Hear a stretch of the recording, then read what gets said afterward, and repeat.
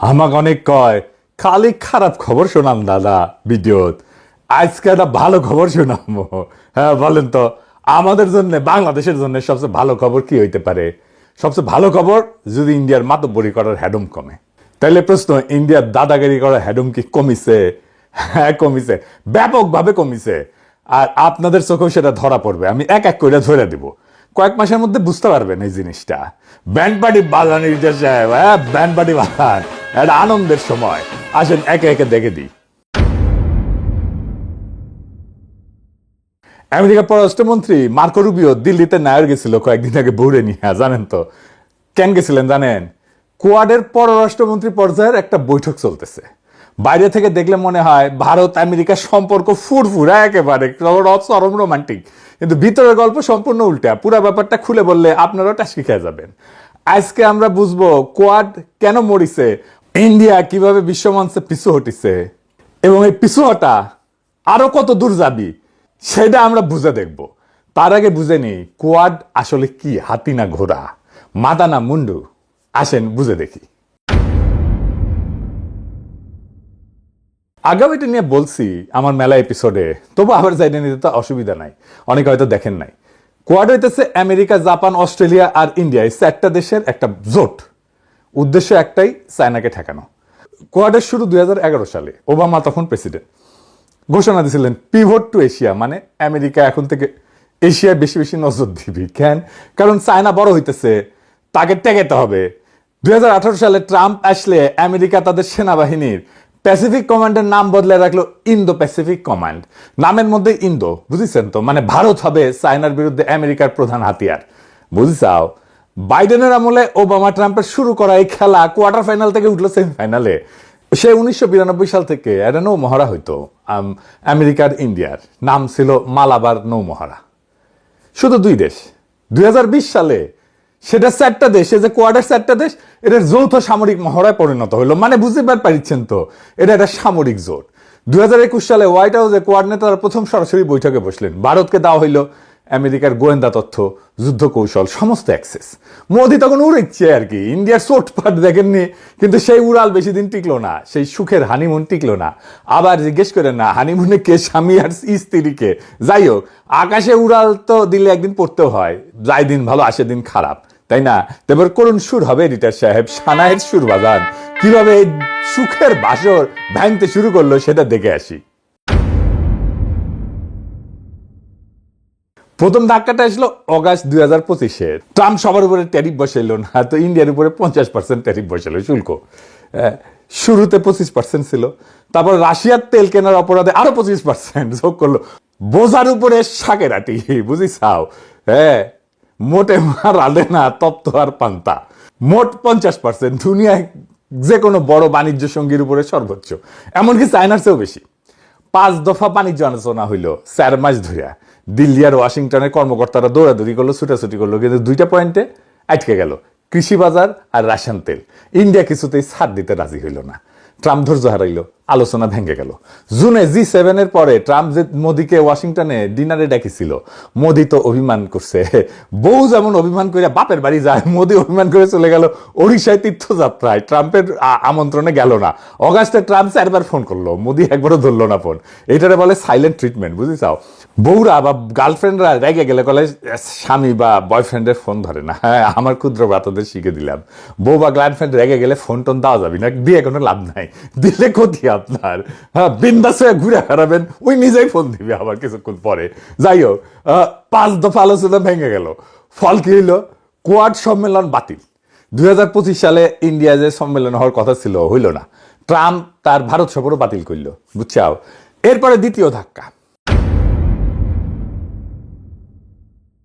ভারত নতি স্বীকার করলো, আলহামদুলিল্লাহ। শুল্ক নামলো 50 থেকে 18%-এ। কিন্তু এই কনসেশনের বিনিময়ে ভারতকে অনেক কিছু ছেড়ে দিতে হইলো। মনে আছে ইউক্রেন যুদ্ধের পর পশ্চিমা দুনিয়া যখন রাশিয়ান তেলে নিষেধাজ্ঞা দিল, ভারত তখন হয়েছিল রাশিয়ার সস্তা তেলের সবচেয়ে বড় ক্রেতা। সাগর পথে আসা ডিসকাউন্টেড ক্রুড অয়েল ভারত গপ গপ করে কিনলো। ইন্ডিয়া তখন বুক ফুলাই করেছিল, এটা আমাদের সার্বভৌম অধিকার। 140 কোটি মানুষের জ্বালানি নিরাপত্তা সবার আগে। আমরা কারো নির্দেশে তেল কেনা বেচা করি না, আমরা কিনবো রাশিয়ান তেল। রাশিয়া পিঠ চাপড়ে দিল, সাব্বাস বাঘের বাচ্চা। ক্রেমলিন বলল প্রত্যেকটা দেশের অধিকার আছে নিজের স্বার্থে বাণিজ্য সঙ্গী বেছে নেওয়ার। আর সেই ইন্ডিয়াকে এখন প্রথম আর সবচেয়ে বড় ছাড়টা দিতে হলো রাশিয়ান তেল আর কিনবি না, নাকে খত দিতে হয়েছে। ট্রাম্পের নিজের ভাষায় মোদি রাজি হয়েছেন রাশিয়ান তেল কেনা বন্ধ করতে, আর আমেরিকা থেকে সম্ভব হইলে ভেনেজুয়েলা থেকে অনেক বেশি কিনতে। হোয়াইট হাউসের প্রেস সেক্রেটারি একই কথা আবার কইলেন। ট্রাম্পের এক্সিকিউটিভ অর্ডারে স্পষ্ট লেখা হইল দিল্লি রাশিয়ার তেল কেনা বন্ধ করতে রাজি হয়েছে। তাহলে এটা কি হইলো? এটা ভূ রাজনৈতিক আত্মসমর্পণ হইল না? কারণ ভাবেন তো, যে ভারত একদিন কয় যে তেল কেনা আমাদের সার্বভৌম অধিকার, কারো চাপে আমরা মাথা নুয়াই না, সেই ইন্ডিয়া এখন মাথা নুয়াইতেছে, রাশিয়া থেকে সরে আমেরিকার দিকে যাইতেছে। আর এই একটা সার ভারতের পুরো স্ট্র্যাটেজিক অটোনমি তত্ত্বটাই ফাঁপা করে দিছে। কারণ স্বাধীনতা মানে কি? স্বাধীনতা মানে আপনি কার কাছ থেকে তেল কিনবেন সেটা ওয়াশিংটন ঠিক করে দিবে না। দ্বিতীয় সার কি? নিজের বাজার খুলে দেওয়া। চুক্তি অনুযায়ী ইন্ডিয়া আমেরিকান পণ্যের উপর শুল্ক আর অশুল্ক বাধা নামায় আনবে, ট্রাম্পের ভাষায় শূন্য নামায় আনবে। আর সেই বাজার খোলার সবচেয়ে স্পর্শকাতর জায়গাটা কোথায় জানেন? কৃষি। মনে রেখেন, ভারতের 40% বেশি মানুষ কৃষির উপরে নির্ভরশীল। এটা শুধু অর্থনীতি না, এটা ভোট ব্যাংক, এটা সামাজিক বিস্ফোরণ। কৃষি নিয়ে কি দুর্দান্ত ঘটনা ঘটে গেছিল না? মাইনসে তো তলোয়ার নিয়ে শিখ কৃষকেরা পাঞ্জাব থেকে চলে আসছিল না, মনে আছে না? একে শিখাতে ছিল আলোচনার সবচেয়ে বড় বাধা। আর এইখানে ইন্ডিয়া রাজনৈতিকভাবে সবচেয়ে স্পর্শকাতর ছাড়টা দিয়ে দিছে। আমেরিকা এখন আশা করতেছে তাদের কৃষি পণ্য যেমন কাঠবাদাম, তুলা, সয়াবিন তেল এগুলা কিনবে ইন্ডিয়া বেশি বেশি করে। ইন্ডিয়া এখন এটা করার চেষ্টা করছে যে গম আর চালের মতো প্রধান খাদ্যশস্য এই চুক্তির বাইরে রাখা হয়েছে, তাতে কৃষকদের শান্ত করা যায়নি। নতুন করে কৃষক বিক্ষোভ শুরু হয়েছে কলে। 3 নাম্বার সার কি? কেনার প্রতিশ্রুতি দিছে। ট্রাম্প দাবি করলো ভারত $500 বিলিয়ন আমেরিকান পণ্য কিনবে আগামী 5 বছর ধরে। মানে এনার্জি, কয়লা, প্রযুক্তি, কৃষি পণ্য সব মিলায়। ট্রাম্পের কথায় বাই আমেরিকান করবে ইন্ডিয়া অনেক বেশি মাত্রায়। আর এর সাথে যুক্ত হলে আরেকটা শর্ত, সরকারি আর বড় শিল্পে ইন্ডিয়া আরো বেশি বাই আমেরিকান করবে। মানে 5 বছরে $500 বিলিয়ন, মানে বছরে গড়ে $100 বিলিয়ন। আর ইন্ডিয়ার পুরা বার্ষিক বাজেট কত জানেন? প্রায় $600 বিলিয়ন। অর্থাৎ আমেরিকা থেকে বছরে কেনার এই প্রতিশ্রুতি গোটা বছরের জাতীয় বাজেটের 6/1 এটা কি বাস্তবে সম্ভব? হ্যাঁ, সম্ভবই না। মানে কার দিক দিয়ে কে মারতেছে ধুলায় অন্ধকার। এরপরে সবচেয়ে বড় ধাক্কাটা আসলো, সেটা কি? মে 2026 ট্রাম্প গেলেন বেজিং এ শি জিনপিং এর সাথে 3 দিনের সফর। ফিরে আসলেন একটা নতুন ফর্মুলা নিয়ে। চাইনিজের নাম দিল কনস্ট্রাকটিভ স্ট্র্যাটেজিক স্টেবিলিটি, বাংলায় বললে গঠনমূলক কৌশলগত স্থিতিশীলতা। বাপরে মাইচ্ছে রে, কি কঠিন নাম। মানে কি? মানে হইতেছে আমেরিকার চায়না সিদ্ধান্ত নিল সরাসরি তারা যুদ্ধ করবে না, প্রতিযোগিতা চালাবে একটা সীমার মধ্যে। দুনিয়ার বড় সমস্যা দুইজন মিলে সামলাবে। এই ফর্মুলা আগামী 3 বছরের জন্য দুই দেশের সম্পর্কের কাঠামো ঠিক করে দেবে। কিন্তু এর ভিতরে একটা ভয়ঙ্কর সংবাদ আছে ইন্ডিয়ার জন্য। সেটা কি? হ্যাঁ, কারণ ইন্ডিয়া এতদিন ছিল চায়না ঠেকানোর প্রধান দালাল, তাই না? এখন আমেরিকা চায়নার সঙ্গে সরাসরি ডিল করছে, ইন্ডিয়া মাঝখান থেকে বাদ। ইন্ডিয়া কূটনীতিকদের ভাষায় এইটার নাম হয়েছে G2, মানে গ্রুপ 2, 2 মোড়লের ব্যবস্থা। ধারণাটা সহজ, কিন্তু ইন্ডিয়ার জন্য ভীতিকর। পৃথিবীর 2 বৃহত্তম শক্তি আমেরিকা আর চীন নিজেদের মধ্যে একটা সমঝোতা পৌঁছায় বিশ্বটাকে ভাগাভাগি করে চালাবে, বাকিরা দর্শক দুধভাত। আর আরেকটা নাম আছে কন্ডোমিনিয়াম, মানে যৌথ কর্তৃত্ব, দুইজনে মিলে একটা সম্পত্তির মালিকানা। কেন এটা ভারতের কাছে দুঃস্বপ্ন? কারণ তো খুব সিম্পল, কারণ এই G2 ইন্ডিয়াকে সরাই দেবে আমেরিকার কাছ থেকে। আমেরিকার কাছে তো ইন্ডিয়ার কোনো গুরুত্ব নাই, তার কৌশলগত গুরুত্বই নাই, জিরো। তার কূটনৈতিক জায়গায় সংকুচিত করবে। এই চেষ্টা কিন্তু আগেও হয়েছে। কখন হয়েছে? ক্লিন্টন ওবামার আমলেও আমেরিকা চীনের সাথে সমঝোতার একটা চেষ্টা করছিল, কিন্তু সেটা ঠিকমতো কাজ করে নাই। এইবার ট্রাম্প নিজের মুখে 2025 সালের অক্টোবরের শেষে এশিয়া সফরের সময় শি জিনপিং এর সাথে বুসানে একটা মিটিং করছিল। ওই সম্মেলনে নিজেই এটাকে G2 বৈঠক বলে বর্ণনা করছিল, যে বৈঠকে নাকি এশিয়ার চিরস্থায়ী শান্তি আনবে। শি কম উচ্ছ্বসিত ছিলেন, কিন্তু একই সুরে বললেন যে চীনের উত্থান ট্রাম্পের মেক আমেরিকা গ্রেট এগেন স্বপ্নের সাথে হাত ধরাধরি করে আগাবে। এই একটা শব্দ G2 এশিয়ার সব রাজনীতিতে আতঙ্ক ছড়াইল। এই এক G2, এই শব্দ, সামান্য শব্দ ইন্ডিয়ার জন্য একটা আতঙ্কের নাম, দিল্লির জন্য একটা আতঙ্কের নাম। কেন? 3টা জায়গায় আতঙ্কটা কাজ করেছে। কি কি? আসেন দেখি। প্রথম বিষয় তো চীন বেপরোয়া হয়ে উঠবে, তাই না? ইউএস চায়না মেলবন্ধন এটা বেজিংকে ভারতের বিরুদ্ধে আর গোটা অঞ্চল আরো আগ্রাসী করে তুলতে পারে। তো আর কাউকে তো কেয়ার করার দরকার নাই। ওয়াশিংটন তো বেজিংকে সামলাইতে এতদিন, এখন যদি সামলানো বন্ধ করে তাহলে সীমান্তে ভারত মহাসাগরে চীনের চাপ বাড়বে। দুই নাম্বার কি হবে? আমেরিকার কাছে ভারতের দরকার ফুরাবে। আমেরিকা চীন কাছাকাছি আসলে ভারতের ইউটিলিটি, উপযোগিতা আমেরিকার কাছে কমে যাবে, স্বাভাবিক। আর দিল্লির সঙ্গে সহযোগিতা করার, মতভেদ সামলানোর আমেরিকান যে ইনসেন্টিভ, প্রণোদনা, এটাও কমে যাবে। এতদিন ভারতের পুরো কৌশলটা দাঁড়াইছিল এই ভিত্তির উপরে, চীনকে ঠেকাইতে আমেরিকার ভারতকে দরকার। এটাই তো, সেই দরকারটাই যদি চলে যায় তাহলে আর কি হইল? সবই তো শেষ। তিন নাম্বার, এই যে পুরা ইন্দো প্যাসিফিক যে স্ট্রাকচারটা তৈরি করছিল, এই কাঠামোটা ভেঙে পড়বে। মানে কোয়াড, ইন্দো প্যাসিফিক জোট সব অর্থহীন হয়ে যাবে। এটা আমার কথা না, আমেরিকার সবচেয়ে প্রভাবশালী think tank council on foreign relations এটা সরাসরি বলছে এই বেইজিং বৈঠক বাকি দুনিয়াকে নতুন অনিশ্চয়তায় ফেলছে। ভয়টা হইল আমেরিকা আর চায়না অন্যদের মাথার উপর দিয়ে একটা দ্বিপাক্ষিক বার্গেন করে ফেলবে, দুই পার্টি মিলে। অন্যদের মাথার উপর দিয়ে মানে মোদির মাথার উপর দিয়ে। আসলে বুঝিছাও? এইবার আসেন হেগসেথের স্বীকারোক্তি আর কোয়াডের মৃত্যু, এটা কেমনে হয়েছে এটা একটু দেখি। আমেরিকার যে যুদ্ধমন্ত্রী আর কি, পিট হেগসেথ, ও এপ্রিল মাসে কংগ্রেসে গিয়ে কি কইল শুনেন। বলল চায়নার সঙ্গে আমরা একটা ফ্লেক্সিবল রিয়ালিজম করব। মানে কি? মানে কঠোর ঠেকানোর নীতি না। আর বললেন আমেরিকার মিত্রদের এখন থেকে নিজেদের প্রতিরক্ষার বোঝা নিজেদেরকে বহন করতে হবে। এটা পররাষ্ট্রনীতির ভাষায় এটা বিরাট কথা। আগে আমেরিকা বলতো তোমরা আমার পক্ষে থাকো, আমি তোমাদের রক্ষা করব। এখন বলতেছে তোমার সমস্যা তোমার নিজেরা সামলাও, তোমার ম্যাও তুমি নিজেরা সামলাও। আর এর সবচেয়ে বড় প্রমাণ কি জানেন? ইন্ডিয়ান সংবাদ মাধ্যম দ্য প্রিন্ট 2 দিন আগে রিপোর্ট করলো কোয়াডের বার্ষিক নেতা সম্মেলন আর হবে না। যা হবে সেটা হইতেছে G7 বা এপেক সম্মেলনের সাইড লাইনে। মানে কোয়াড একটা স্বাধীন ফোরাম হিসেবে কার্যত মৃত। ইন্ডিয়া নিজেই কোয়াডের চেয়ারম্যানশিপ অস্ট্রেলিয়ার হাতে তুলে দিতেছে। মানে বুঝছেন তো, ইন্ডিয়া নিজে বুঝে গেছে খেলা শেষ। এইবার ইন্ডিয়া কিভাবে পিছু উঠতেছে এই অঞ্চলে সেটা একটু দেখেন। কয়েক বছর আগে ইন্ডিয়া নিজেকে দক্ষিণ এশিয়ার তো মোড়ল ভাবতো, দাদা ভাবতো। এখন চারপাশে কি হইতেছে? মালদ্বীপে ইন্ডিয়া আউট আন্দোলন করিয়া মুজ্জু ক্ষমতায় আসছে। ইন্ডিয়ান সেনাদের ওই দ্বীপ দেশ থেকে বিদায় নিতে হয়েছে। শ্রীলঙ্কায় বামপন্থী অনুরা কুমারা দেশ নায়িকা ক্ষমতায় আসছে। দিল্লির পরিবর্তে সে বেইজিং এর দিকে ঝুঁকছে। নেপালে ছাত্র অভ্যুত্থানের পর জেনজি প্রধানমন্ত্রী মাথা তুলে কথা বলতেছে ইন্ডিয়ার সাথে। আগে তো পররাষ্ট্র সচিব ডিল করতে, এখন কইছে ডিল করতে হলে মোদিকে আসতে হবে। ভুটানও আস্তে আস্তে চীনের সাথে সীমান্ত আলোচনা শুরু করছে। চুক্তি অনুযায়ী কিন্তু ভুটান করতে পারে না। হ্যাঁ, মানে ইন্ডিয়া ওর পররাষ্ট্রনীতিটা দেখবে। যাই হোক, মিয়ানমার তো কখনো দিল্লির পকেটে ছিল না। আর বাংলাদেশে তো দিল্লির দাসী সেই সরকারও নাই। এই ডিপ্লোম্যাট ম্যাগাজিন অনুযায়ী 2026-এ একটা বিশ্লেষণ ছাপা হয়েছে, শিরোনাম হইতেছে how India lost the diplomatic initiative with its neighbour. মানে প্রতিবেশীর সাথে কিভাবে ডিপ্লোমেসিতে হারিয়েছে ইন্ডিয়া। বুঝিছাও? ইন্ডিয়ার একটা পলিসি ছিল নেইবারহুড ফার্স্ট, প্রতিবেশী প্রথম। এই নীতি বলতেছে ওরা কাঠামোগতভাবে ব্যর্থ হয়েছে। ইন্ডিয়ার একটা বাজেট ছিল বাংলাদেশের জন্য, 2026-27 বাজেটে বাংলাদেশের জন্য বরাদ্দ কমাই দিচ্ছে। মানে বুঝে গেছে, হ্যাঁ এটা গন কেস। প্রশ্ন হলো ভারত আর কত দূর পিছু হটবে? পিছু হটার আরো 3টা ঢেউ আসতেছে আমি মনে করি। এই পিছু হটার এই 3টা ঢেউ কি কি? প্রথম ঢেউ অর্থনৈতিক। 18% শুল্ক ইন্ডিয়ার রপ্তানি খাতকে এখনো কাবু করে রাখছে। ইন্ডিয়ার বস্ত্র, রত্ন, অলংকার, চামড়া শিল্প, কৃষি পণ্য সব ধাক্কা খেয়েছে। মোদির নিজের রাজ্য গুজরাটে রপ্তানিকারকরা সবচেয়ে বেশি ক্ষতিগ্রস্ত। এই অর্থনৈতিক ধাক্কা আগামী 2-3 বছরের রাজনৈতিক চাপে পরিণত হবে, দেখবেন আপনি। আমি আজকে বলে রাখলাম, লিখে রেখেন। মোদি এখন নিজেই বলতেছে ইন্ডিয়ানরা যেন সোনা না কেনে। দেখেন দেখেন এই যে সাহেব দেখেন कि साल भर तक घर में कोई भी फंक्शन हो, कोई भी कार्यक्रम हो, हम सोने के गहने नहीं खरीदेंगे, सोना नहीं खरीदेंगे।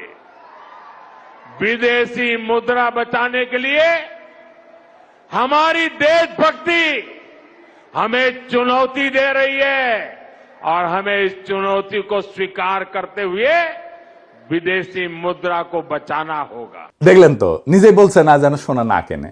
কি রকম জাউরা দেখেন। কংগ্রেসের অর্থমন্ত্রী একবার বলছিল যে ধরেন আমরা সোনা কিনলাম না, তাতে কি হইতে পারে চিন্তা করেন। ইন্ডিয়ানরা যদি সোনা না কেনে তাহলে অর্থনীতির অবস্থা কি হতে পারে না? এখানে প্রচুর টাকা বাঁচবে। শুনেন, Suppose we stop gold imports, not stop in the government stopping it. Suppose the people of India don't demand gold and we don't have to import gold for 1 year. Just imagine, for 1 year, the whole situation will so dramatically change. Please resist the temptation to buy gold. এইটা শুনে মোদির সে কি হাউকাউ। আরে বাপরে, সোনা কেনা বন্ধ করতে বলছে। ওরে বাপরে, বন্ধ করতে বলেনি কিন্তু। দেখেন মোদি কি বলছিল। अब ये दिल्ली की सरकार, माताएं बहनें, आपका मंगल सूत्र छीनने के लिए तैयार बैठी है। ये गरीबी के लिए, महंगाई के लिए ये दिल्ली के नेता कैसी भाषा बोलते हैं। हमारे देश के वित्त मंत्री ने ये कहा कि आर्थिक संकट इसलिए पैदा हुआ है कि लोग सोना खरीदते हैं। बताइए, आपके गले उतरता है भाई? দেখেছেন, এখন নিজেই কইতেছে সোনা কিনবেন না। হ্যাঁ, যাই হোক, দ্বিতীয় ঢেউ কি আসবে এটা কৌশলগত। আমেরিকা যেহেতু চায়নার সঙ্গে সরাসরি কথা বলতেছে, ভারতের যে সুইং স্টেট অফ এশিয়া এটার মর্যাদা আছে সেটা কমবে। সুইং স্টেট মানে এই স্টেটের উপরে এশিয়ার উপরে কর্তৃত্ব অনেকখানি নির্ভর করে, এটা কমে যাবে। এটা আমরা আগে আলোচনা করছি। তৃতীয় ঢেউ কি? আঞ্চলিক প্রতিবেশী দেশগুলো যত বুঝবে যে দিল্লির পেছনে আগের মতো ওয়াশিংটনের অন্ধ সমর্থন নাই, তত তাদের আত্মবিশ্বাস বাড়বে। এটা আমাদের দেশের জন্য দরকার। আমাদের দেশের পলিটিশিয়ানরা তো ইন্ডিয়া শুনলে ভয়ে কাজ হয়ে যায়। যাই হোক, এদের দরাদরি সক্ষমতা বাড়বে যদি করতে চায়, ফলে ভারতের আঞ্চলিক প্রভাব আরো কমবে। মোদী সরকার ঘরে খুব দাপটে আছে, তাই না? হ্যাঁ, পশ্চিমবঙ্গ জিতেছে, কিন্তু ঘরের জোর আর বাইরের জোর এক জিনিস না। হিন্দুত্ববাদ ঘরে কাজ করছে, বাইরে সত্য তৈরি করছে। এবার আসল প্রশ্নে আসি, বাংলাদেশ এই পরিস্থিতিতে ইন্ডিয়ার সঙ্গে কিভাবে ডিল করবে? এক নাম্বার, ভাষার বদল করতে হবে। এতদিন আমরা ভারতের সঙ্গে আলাপ করছি একটা ভয় মাখানো ভাষায়, সেই ভাষার দিন শেষ। আর নতুন ভাষা হবে সমতার। দুইটা সার্বভৌম রাষ্ট্রের মধ্যে যেমন কথা হয় তেমন, দাদা না, প্রতিবেশী না। দুই, হাসিনাকে ফেরত চাইতে হবে। হাসিনার বিরুদ্ধে মামলা হয়েছে, হাসিনার সাজা হয়েছে, দিল্লি তাকে আগলায় রাখতে পারবে না, এটা বলতে হবে। এটা রাজনৈতিক দাবি না, এটা আইনি বাধ্যবাধকতা। ভারত না দিলে আন্তর্জাতিক ফোরামে এই বিষয় তুলতে হবে। তিন নাম্বার, পানির বন্টন। তিস্তা চুক্তি 14 বছর ধরে ঝুলায় রাখছে, গঙ্গা চুক্তির মেয়াদ শেষ। আন্তর্জাতিক নদী আইনের আশ্রয় নিতে হবে আমাদের পানির ন্যায্য হিস্যার জন্য। 4 নাম্বার, সীমান্ত হত্যা। বিএসএফ এর হাতে বাংলাদেশি নাগরিক হত্যা বন্ধ করতে হবে। আর শ্রীলঙ্কা আলাউদ্দিন বলে কি দেখেন, বলে অনুপ্রবেশ হইলে সেটা নাকি আলাদা কথা। শুনুন, আপনারা যেটাকে বর্ডার কিলিং বলছেন সে সম্পর্কে যদি আপনারা বিস্তারিত জানেন তাহলে খুশি হব। বর্ডার কিলিং হচ্ছে যদি অন্য দেশের বাহিনী কর্তৃক আমাদের সীমান্তে অথবা জিরো লাইনে এসে যদি কিলিং করে, সেটাকে আমরা বর্ডার কিলিং বলতে পারি। যদি আমাদের সীমানার অভ্যন্তরে এবং তাদের সীমানার অভ্যন্তরে কোন রকমের কোনো অপরাধে জড়িত থাকে কেউ, ইললিগ্যাল ট্রেসপাস করে যায় কেউ, সেটা তারা কিভাবে অ্যাড্রেস করবে সেটা তাদের দেশীয় আইনে করবে। এটাকে বর্ডার কিলিং বলা ঠিক হবে না। শুনিছেন, এই মাদারবোর্ডের কেউ কেন বলে না যে দুনিয়াতে সবচেয়ে বেশি অনুপ্রবেশ হয় আমেরিকাতে, দুনিয়া পশ্চিম রাষ্ট্রগুলোতে সবচেয়ে বেশি অনুপ্রবেশ হয়, ইন্ডিয়ানরাই অনুপ্রবেশ করে বেশি। তাহলে কি সীমান্তদের গুলি করে মারে নাকি মাদারবোর্ড? এরপরে এসে ইন্ডিয়ার সঙ্গে আমাদের বাণিজ্য ঘাটতি আছে, ভারতীয় পণ্যের বিকল্প খুঁজতে হবে। চীন, ইন্দোনেশিয়া, ভিয়েতনাম, তুরস্ক অনেক উৎস আছে, ট্রানজিট সুবিধা বন্ধ করতে হবে। এটা আমাদের কোনো লাভ হয় নাই। আর কি, আমাদের বহুমুখী মিত্রতায় যাইতে হবে।